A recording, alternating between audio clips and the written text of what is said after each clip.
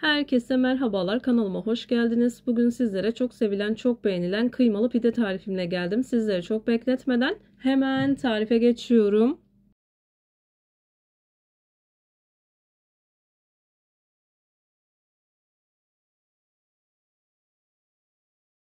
Tarifim için ilk olarak yoğurma kabına yarım kilo kadar kıymayı aldım. Şöyle bir dağıttıktan sonra 3 adet soğanımı minik minik doğradım. 4-5 adet Charleston biber, 2 tane acı biberi de yine aynı şekilde minik minik doğradım. 3 diş sarımsağı rendenin küçük kısmıyla rendeledim. 1 çay bardağı sıvı yağ ekliyorum. Kullandığım çay bardağı ölçüsü 100 milimlik çay bardağı ölçüsüdür. 2 tatlı kaşığı pul biber, 2 tatlı kaşığı tuz, 1 tatlı kaşığı kadar da karabiber ekledim. Malzemelerimi şöyle bir karıştırıyorum. Yazdan hazırladığım domates sosunu kullanacağım. İçerisinde kapya biber de var. Eğer domates kullanmak istiyorsanız 3 adet domatesi rendeleyip kullanabilirsiniz. İsteğe bağlı olarak kapya biberi de yine minik minik doğrayıp onu da kullanabilirsiniz. Bu sosun tarifine de yine kanalımdan ulaşabilirsiniz. Videonun sonuna mutlaka ekleyeceğim. Lahmacunda ve pidede mükemmel oluyor. Kıvamını ayarlıyorum.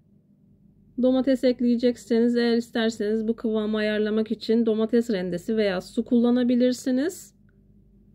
Ayrıca renginin biraz daha kırmızı olmasını istiyorsanız yine salça da kullanabilirsiniz. Ama orijinali bu şekilde salçasız yapılıyor. İyice yoğurdum, elimle düzeltiyorum, üzerini kapatıyorum. 1 saat kadar buzdolabında dinlendiriyorum.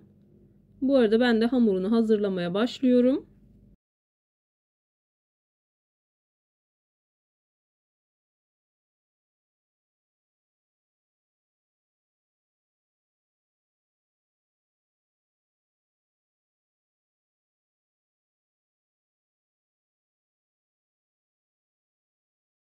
İç harcını buzdolabına kaldırıyorum. Hamuru için yoğurma kabına yarım paket yaş maya, dilerseniz 1 paket instant maya da kullanabilirsiniz. 3 tatlı kaşığı kadar toz şeker ekliyorum.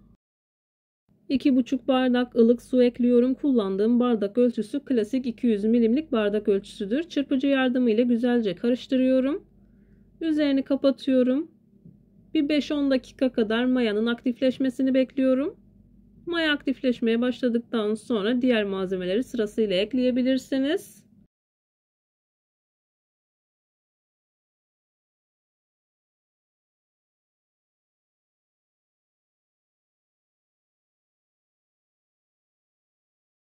Yaklaşık bir 10 dakika kadar bu şekilde bekledim.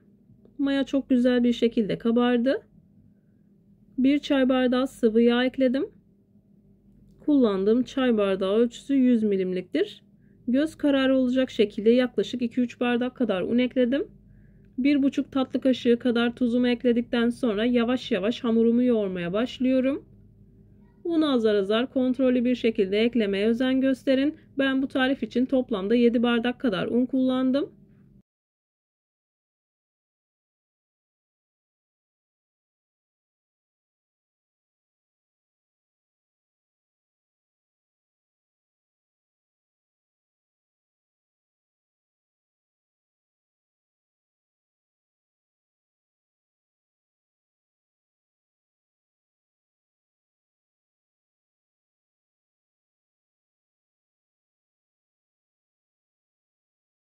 Ben hamurumu yoğurmaya devam ederken buraya kadar gelmiş olan siz değerli takipçilerimden her zaman olduğu gibi ricam, yoruma kalp olur, emoji olur veya tarifim hakkında farklı bir fikriniz varsa bunu da benimle paylaşabilirsiniz. Ayrıca videolarımı sevdiğiniz kişilerle de paylaşarak bana bu şekilde destek olabilirsiniz.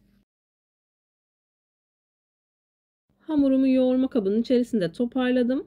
7 bardak kadar un kullandım. Hamuru masaya aldım. 2-3 dakika kadar hamur özlü bir hal alıncaya kadar hamuru yoğuruyorum. Hamur oldukça yumuşak bir hamur. Çok az un ekleyerek, serperek bu şekilde hamurumu toparlıyorum.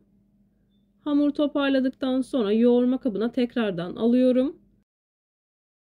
Yaklaşık 1 saat kadar mayalandırıyorum. Mayalanma süresi odanızın sıcaklığına göre değişkenlik gösterebilir. Hamur 2 katına çıktıktan sonra hamurunuzu kullanabilirsiniz.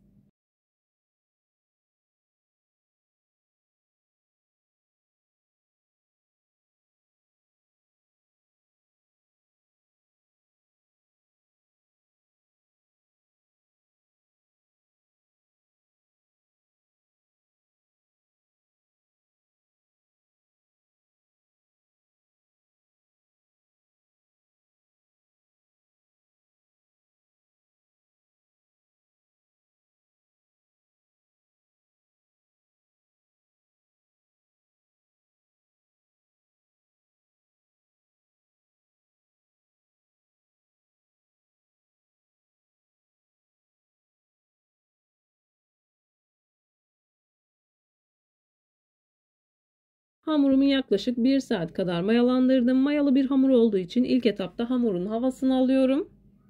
Toparlayıp masaya alıyorum. Hamur kartı ile göz kararı olacak şekilde parçalara ayırdıktan sonra bezelerimi hazırlıyorum.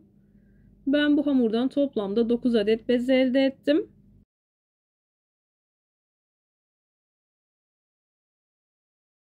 Ben pidelerin boyutunu biraz büyük hazırladım. Sizler isterseniz daha küçük pideler hazırlayabilirsiniz.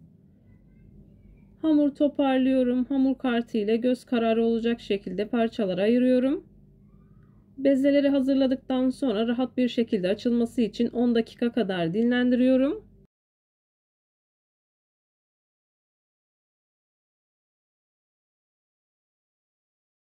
Videomu tam da buraya kadar izlediyseniz her zaman olduğu gibi sizlerden ricam yoruma kalp olur, emoji olur veya tarifim hakkında farklı bir fikriniz varsa bunu da benimle paylaşabilirsiniz. Ayrıca videolarımı sevdiğiniz kişilerle de paylaşarak bana bu şekilde destek olabilirsiniz.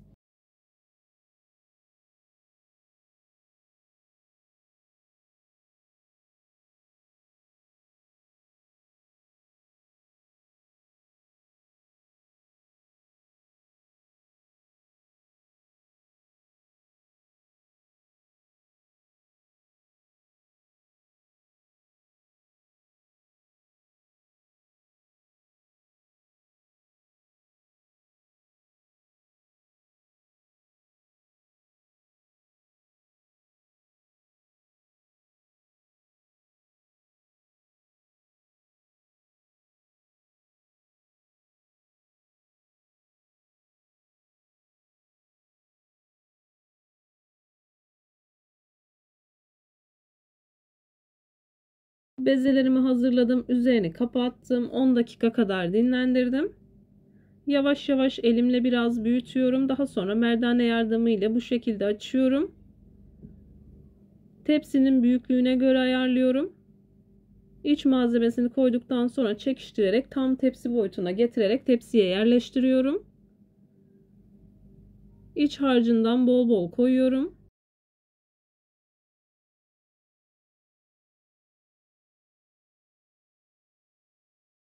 İç harcını koyduktan sonra pide şekli verip yağlı kağıt serdiğim tepsiye alıyorum.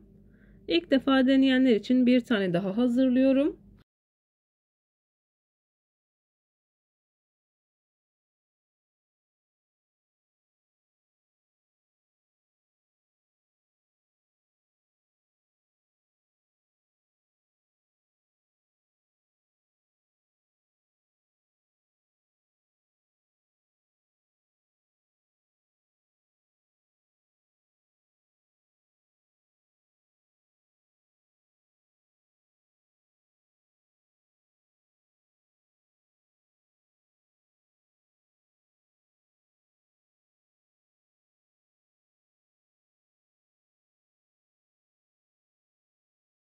Pidelerimin hepsini aynı şekilde hazırladım. Kenarlarına yumurta sarısı ve süt karışımı sürüyorum. Önceden ısıtılmış 210 derecelik fırında altı üstü güzelce kızarıncaya kadar pidelerimi pişiriyorum.